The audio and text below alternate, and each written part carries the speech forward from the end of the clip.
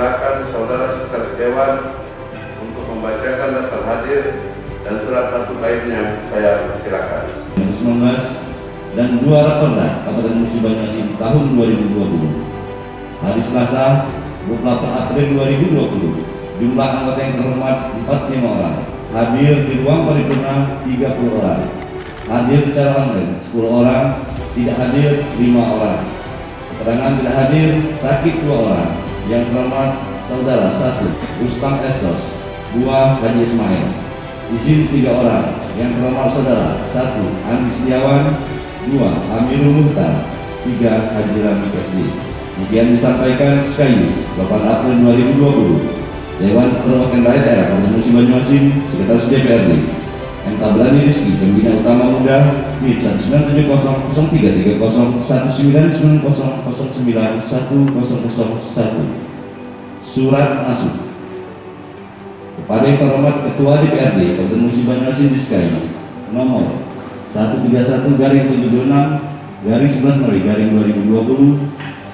perihal izin tidak dapat mengikuti rapat paripurna sehubungan surat Ketua DPRD Kabupaten Musi Banyuasin nomor 487/005-2020 tanggal 21 April 2020 perihal rapat paripurna masa persidangan kedua rapat ke-12 dalam rangka pembahasan umum fraksi-fraksi DPRD Kabupaten Musi Banyuasin terhadap Raperda tentang pertanggungjawaban pelaksanaan APBD Kabupaten Musi Banyuasin tahun anggaran 2019 dan 2 Raperda Kabupaten Musi Banyuasin tahun 2020. Maka dengan ini saya sampaikan permohonan tidak dapat mengikuti rapat dimaksud dikarenakan pada saat yang bersamaan saya mengikuti video conference bersama Kementerian Dalam Negeri Republik Indonesia dalam rangka koordinasi kebutuhan daerah bidang persediaan perdagangan dan pangan dalam pencegahan penyebaran dan percepatan penanganan COVID-19.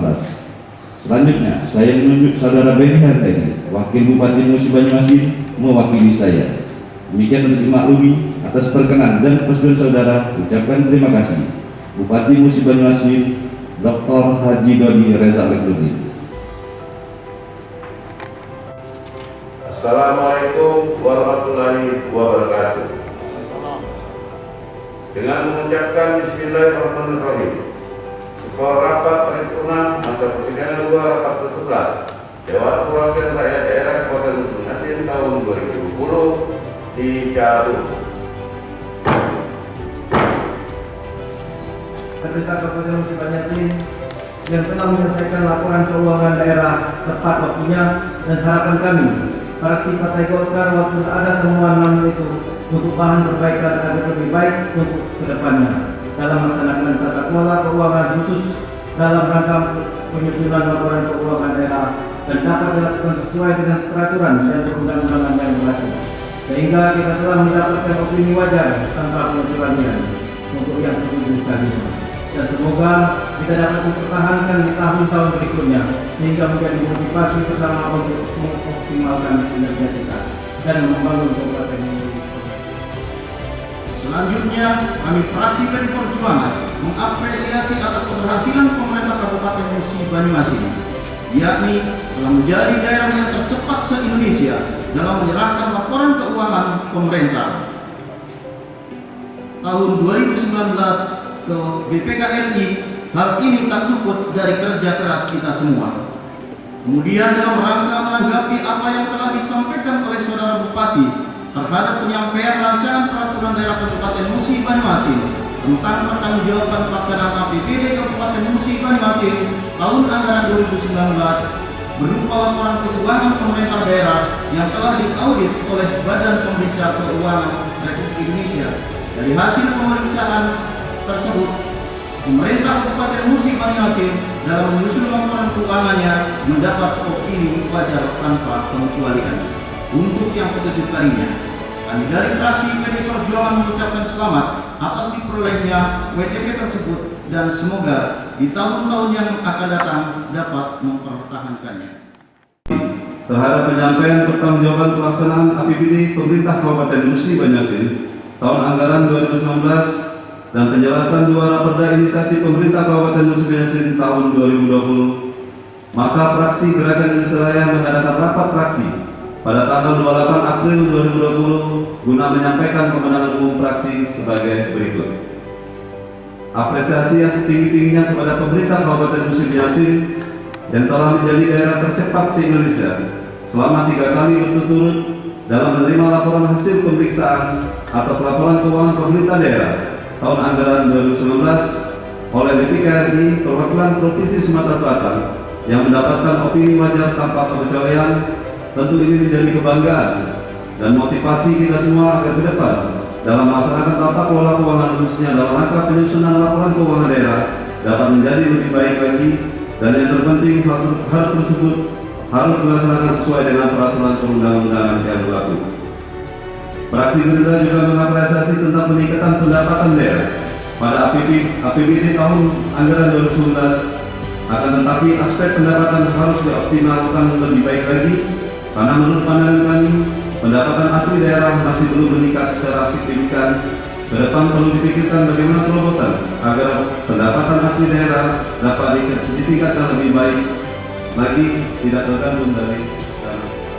Kami dari fraksi Partai Amanat Nasional DPRD Musi Banyu menyambut baik atas apa yang disampaikan oleh Saudara Bupati dan juga bangga untuk mendapatkan penilaian wajar tanpa pengecualian dari Badan Pemeriksaan Keuangan dalam pelaksanaan APBD tahun 2019 yang telah diterima Saudara Bupati dan Ketua DPRD Musi Banyu pada tanggal 13 Maret 2020. Namun kebanggaan ini jangan membuat kita selalu dan lupa diri. Prestasi ini harus terus dipertahankan dan ditingkatkan pada tahun-tahun berikutnya. Dalam penyampaian pidato kemarin, Saudara Bupati telah sangat gamblang menyampaikan pelaksanaan APBD Musi Banyu tahun anggaran 2019 dengan menyampaikan angka-angka ketercapaian dan prestasi realisasinya sesungguhnya merupakan tugas amanah luar biasa. Kami dari fraksi Partai Amanat Nasional dalam pemandangan umum ini tidak akan membahas satu persatu angka ketercapaian dan prestasi realisasinya, karena tidak cukup waktu untuk membahas dalam forum ini. Biarlah perwakilan kami yang dapat diberi khusus akan membahasnya.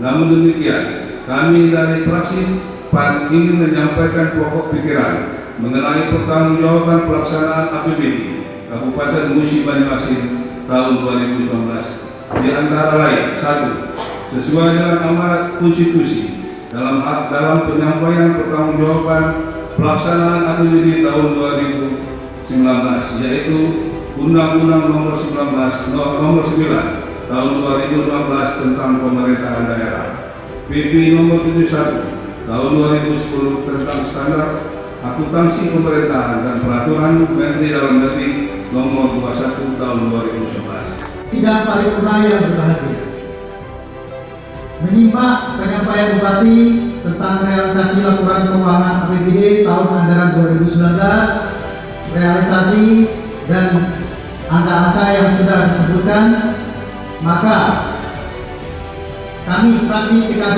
menganalisa sebagai berikut bahwa kinerja Saudara Bupati dan jajarannya yang tertuang dalam pertanggungjawaban pelaksanaan APBD Musi Banyu tahun anggaran 2019 dalam wujud laporan keuangan daerah yang kami terima menunjukkan hasil yang cukup baik, konkret dan positif. Terbukti bahwa persentase pendapatan di tahun 2019 melebihi target yang telah ditetapkan. Meminta kepada pemerintah daerah membuatkan jalan desa dari Muara Perang, Sukadamai, Tanah Tinggi, Mangsang yang selalu ikut menumpang jalan di Jalan PT Lungsum dan PT Pinang Lukas.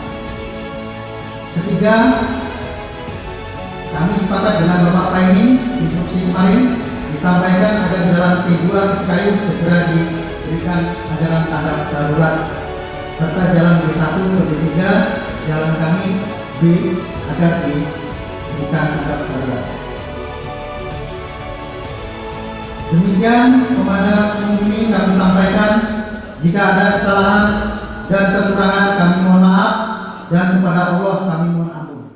Mempunyai beberapa catatan dan saran serta aspirasi terhadap jalannya pelaksanaan APBD Kabupaten Musi Banyu tahun 2019. Yang pertama, Perlunya perhatian pemerintah daerah terhadap objek pembangunan fisik yang berasal dari APBD dengan mempertimbangkan daya tahan infrastruktur pembangunan.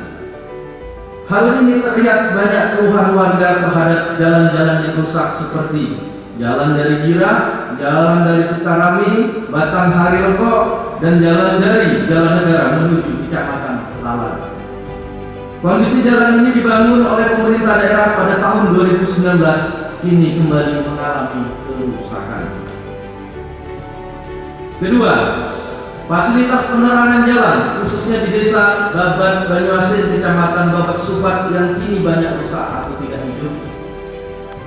Sehingga kondisi penerangan yang tidak baik tersebut mengganggu jalur lalu lintas, terutama pada malam hari.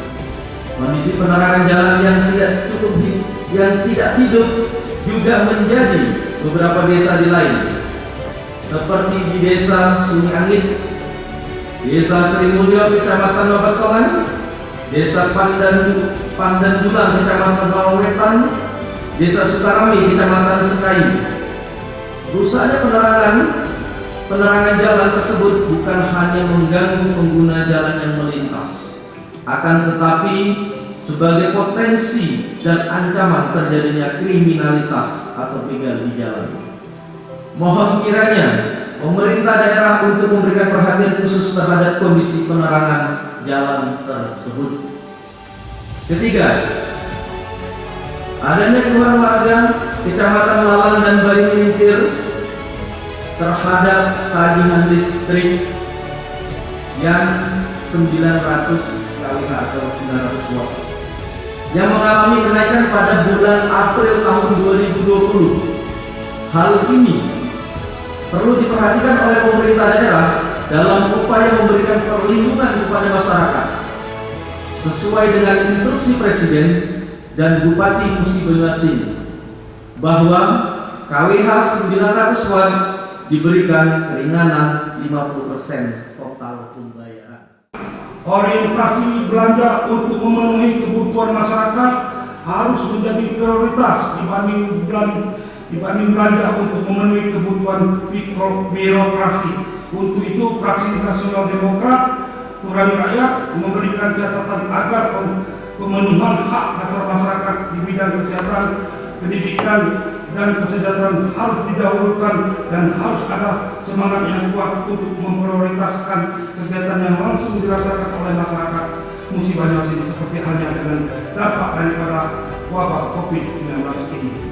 4. Kami menyarankan agar saudara Bupati untuk melakukan koordinasi kepada setiap perusahaan yang ada di Kabupaten Musi Banyuasin untuk memberikan bantuan berupa sembako melalui dana CSR yang ada di perusahaan agar masyarakat mudah dapat terbantukan secara merata. 5. Kepada saudara Bupati dan Polres Musi Banyuasin untuk secara tegas dan berkoordinasi terhadap penegakan hukum atas kerusakan jalan di desa Macang Sakti atas akibat dari pengangkutan kayu yang secara terus-menerus sehingga merusak jalan lalu lintas serta perusahaan di sekitarnya.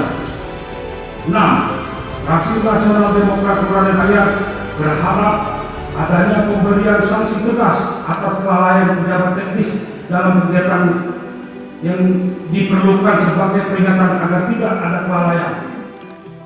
Fraksi PPI berharap pemerintah daerah mampu melakukan bola bijak dalam menggunakan anggaran yang ada dan semakin giat kembali untuk mampu meningkatkan PAD kembali dengan melakukan proposal yang lebih efektif dan efisien. 3. Salah satu aset tetap milik pemerintah daerah yang sering mengalami permasalahan atau temuan adalah aset tetap tanah. Mohon penjelasan terkait beberapa luas bidang tanah milik pemerintah daerah yang masih belum memiliki sertifikat sampai detik ini dan sekaligus berapa nilai keseluruhannya. 4. Mohon penjelasan realisasi pendapatan restribusi daerah tahun 2019. 5. Kegiatan penguatan fisik yang melibatkan tenaga kerja lokal agar tidak dihentikan dan segera dilanjutkan karena banyak buruh harian lepas yang hidup atau mendapatkan penghasilan dari proyek pemerintah tersebut. Jika hal itu terus dibiarkan, dikhawatirkan akan berdampak pada semakin banyaknya pengangguran sehingga dapat meningkatkan angka kriminalitas. Nah, fraksi PPI berharap pembangunan infrastruktur difokuskan di daerah-daerah terpencil sehingga pembangunan bisa dirasakan oleh seluruh masyarakat. Maka setelah acara rapat paripurna masa persidangan 2 rapat ke-12 Dewan Perwakilan Rakyat Daerah Kota Nusi Asin dengan tertib dan lancar. Akhirnya dengan mengucapkan alhamdulillahirabbil alamin, rapat paripurna saya skor akan dilanjutkan pada hari Rabu tanggal 29 April 2020 pukul 10 waktu Indonesia Barat untuk mendengarkan tanggapan atau jawaban Bupati Nusi Asin terhadap pemenangan umum fraksi-fraksi DPRD. Atas perhatian semua pihak ucapkan terima kasih. Wassalamualaikum warahmatullahi wabarakatuh.